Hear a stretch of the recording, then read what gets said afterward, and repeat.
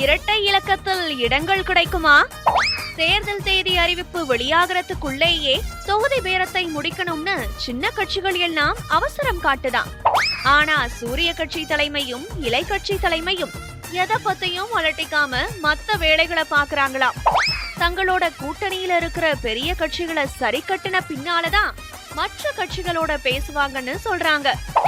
இலை கூட்டணியை பொறுத்த வரைக்கும் தாமரை கட்சிக்கும் மாம்பழ கட்சிக்கும் மட்டும்தான் இரட்டை இலக்கத்துல தொகுதிகள் கிடைக்குமாம்.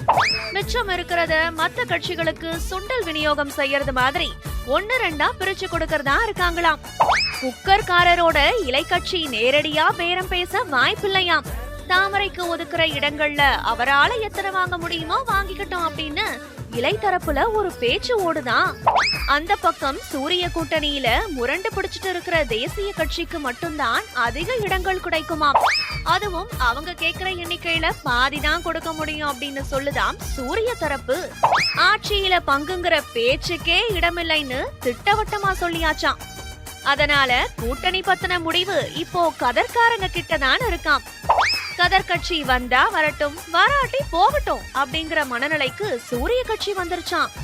சூரிய கூட்டணியில மத்த கட்சிகளுக்கு ஒத்த இலக்கத்துல தான் இடங்கள் கிடைக்கும்னு சொல்லப்படுது.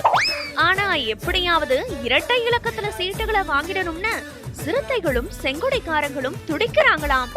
இதுல ராஜ்யசபா சீட்டுக்கு வேற எல்லா கட்சிகளும் போட்டா போட்டியாம். இப்படி ஆளாளுக்கு சீன் போடுறதால சூடான சூரிய தலைமை எல்லாரும் ஆடுற வரைக்கும் ஆடிட்டு அடங்கட்டும், அப்புறம் பேசிக்கலாம்னு அலட்டிக்காம அமைதியா இருக்குதான். இப்படி 2 கூட்டணி தலைகளும் அமைதியா இருக்கிறதால பேச்சுவார்த்தைக்கு அழைப்பு வருமா இல்ல நாமளா போய் பேசணுமான்னு தெரியாம 2 கூட்டணிகள்ல இருக்கிற சின்ன கட்சிகள் எல்லாம் தடுமாறிக்கிட்டு இருந்தாங்களாம். இது ஒரு பக்கம் இருக்க, இலை கூட்டணியில எதிர்பார்த்த எதுவும் கிடைக்காததால அதிருப்தியில இருந்த முரசு கட்சி மத்த கட்சிகளை முந்திக்கிட்டு சைக்கிள் கேப்ல சூரிய கூட்டணி உள்ள நுழைஞ்சு தொகுதி உடன்பாட்டுக்காக துண்டு போட்டுருச்சான். இத பார்த்த மத்த கட்சிகளும் இனி தாமதிச்சா நம்ம பங்குக்கு ஆபத்து வந்துரும்னு நினைச்சு அவசரமா அறிவாலய பயணத்துக்கு வரிசை கட்ட ஆரம்பிச்சிட்டாங்களா. அப்படியா? சரி.